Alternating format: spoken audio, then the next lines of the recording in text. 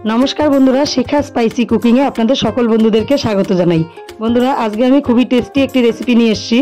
सेई रेसिपिटी हलो बेঁচে যাওয়া भात दिए आमी रेसिपिटी बानाबो। रातेर बा सकालेर बेঁচে যাওয়া भात दिए এই रेसिपिटी बानिয়ে नेब। चलुन ताहले बंधुरा की दिए आमरा बानाबो देखिए दिई। एखाने नियेछि आमी रातेर भात और नियेछि 3खाना कला। देखुन बंधुरा रातेर भातटा आमी नियेछि और 3खाना कला नियेछि, साथे नियेछि चीनी और नियेछि लवण। এবার একটা মিক্সার জার নিয়ে নেব।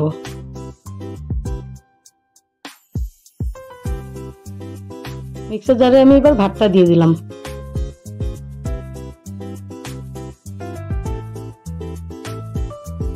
এই একই সাথে আমি চিনি আর লবণটা দিয়ে দেব। প্রথমে আমি লবণটা দিয়ে দিলাম, এবার চিনিটা দিয়ে দেব। এবার কলাগুলো কেটে কেটে দিয়ে দেব।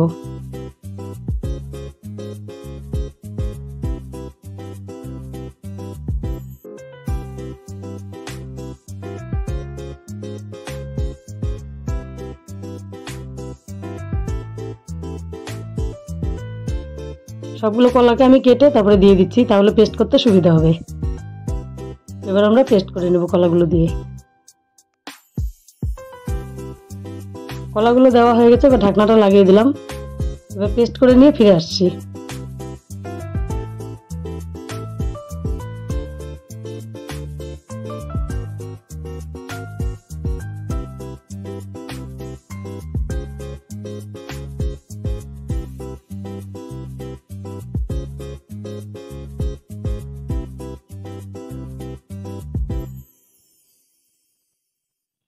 দেখুন বন্ধুরা পেস্টটা ঠিক এরকম হয়েছে।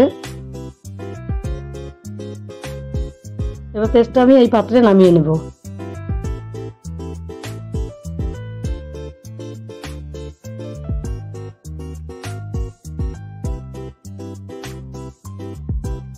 পেস্টটা ঢেলে নিলাম। বন্ধুরা পেস্টের ঘনত্বটা আমি দেখিয়ে দিচ্ছি। এর সঙ্গে আমি আরো উপকরণ দেব, সেটাও দেখিয়ে দিচ্ছি। বন্ধুরা এখানে আমি কিছুটা দুধ দিয়ে দিলাম। দুধটা আগে থেকে জাল করে নিয়ে ঠান্ডা করে নিয়েছি, সেই দুধটা দিয়ে দিলাম। দুধ দেওয়ার পর হালকা পাতলা হয়ে গেছে, যার ফলে আমি একটু ময়দা দিয়ে দিলাম। আর ময়দাটা দিলে এমনিতেও ফুলবে ভালো।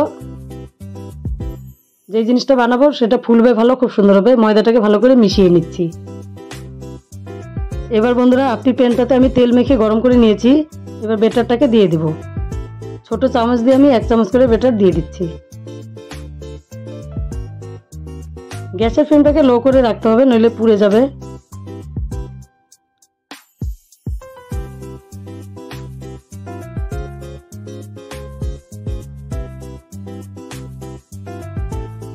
এবার ঢাকনা দিয়ে ঢেকে দেব। 2 মিনিট পর ঢাকনাটা খুলে নিলাম।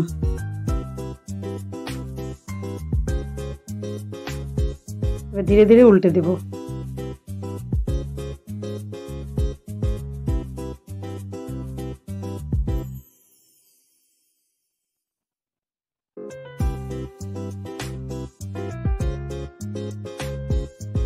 একে একে সবগুলো উল্টে নেব।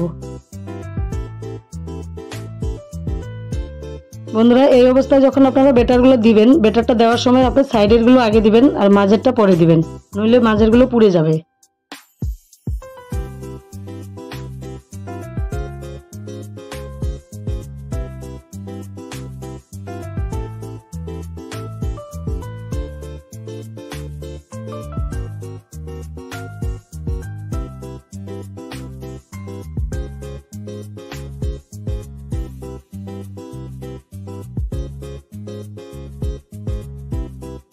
সবগুলো উল্টে দেওয়া হয়ে গেছে। এবার আমি আরো 1 মিনিটের জন্য ঢেকে রাখবো। 1 মিনিট হয়ে গেছে, এবার ঢাকনাটা খুলে নেব।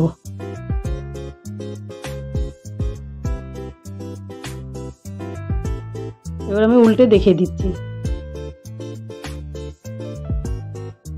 একটু বেশি ভাজা হয়ে গেছে মাঝের গুলো, আপনারা একটু কম ভাজবেন।